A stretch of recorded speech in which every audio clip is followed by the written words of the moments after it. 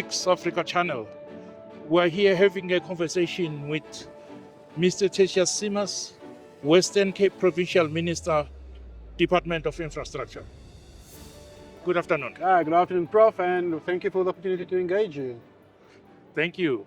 Just for starters, what is the aim of this IBT Summit? Well, the aim of the IBT Summit is to focus on innovative technologies that our sector requires, to ensure that we can, at an accelerated pace, address the growing housing need of the people of South Africa. Going directly to Western Cape. Western Cape, the real estate is high. We've seen the growing of informal settlements.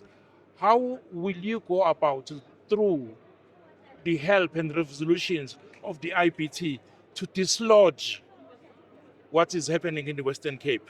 Because disparities are too huge.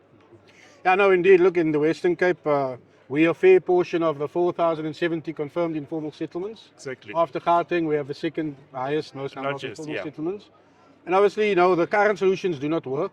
Yeah, Which exactly. means you do need an innovative approach that can be done at rapid pace to ensure that we can close the gap of disparity, but also in a very sustainable way and an affordable way for the end recipient. So how do you see the IBT contributing to this grand movement of giving our people dignified housing? Well, as part of the IBT discussions, I think what's very crucial for me is the legislative part. Yes. How do we enable it? How do we ease the red tape to ensure that the various technologies which I've seen here can actually be scaled up and they can be implemented, but also in conjunction with local government, who at times are very hesitant pertaining to these new types of technologies, and also how we can ensure that the communities which will ultimately benefit also through the legislative framework be at ease that these alternative building technologies are sustainable, but they are not just a fly-by-night as we've seen in the past, Exactly. but they can actually sustainably be used across, in our case, across the Western Cape. What are the regulatory bottlenecks that you find now? Because always when we leave a new sector, these new technologies tend to be disruptive in a way, but in the sense they are meant to be disruptive in a positive manner. How do we then set regulations in place for that? Well, I mean, we attempted one such site in the Western Cape.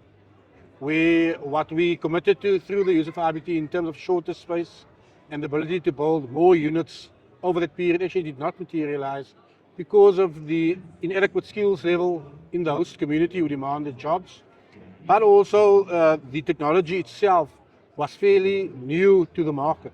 Yeah. So it is, and our local municipality, the planning department, they were unsure how to deal with this plan, how to deal with this technology, because as much as the technology had agreement certification, it had never been used on scale.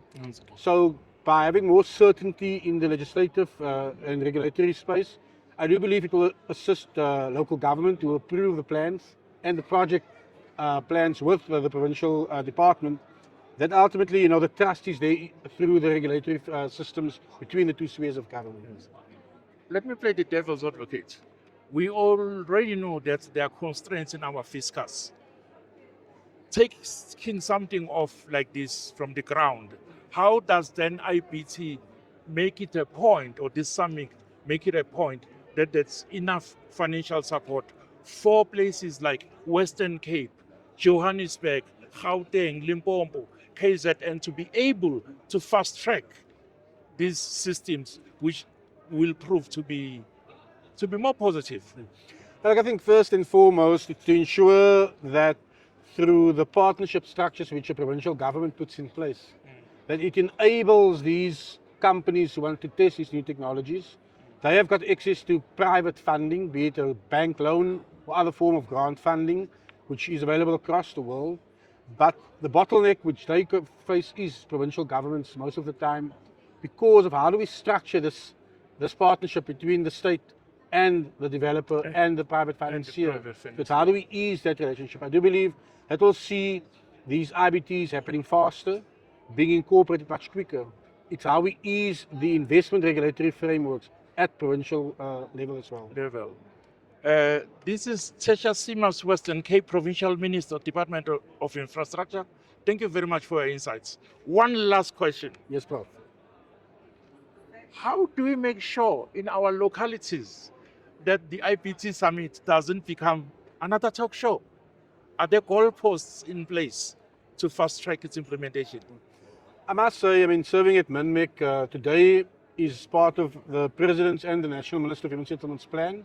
So she has shown her commitment to having the summit, but beyond this, how do we go back to our 9 provinces and how do we focus on our metro areas where this technology, we do believe, will take a lot of pressure off the system in terms of delivery output. So that is how we can ensure that what happens here over the next 2 days actually gets implemented and vests itself where it matters the most, at grassroots level, at local government. Thank you very much. Thank you very much.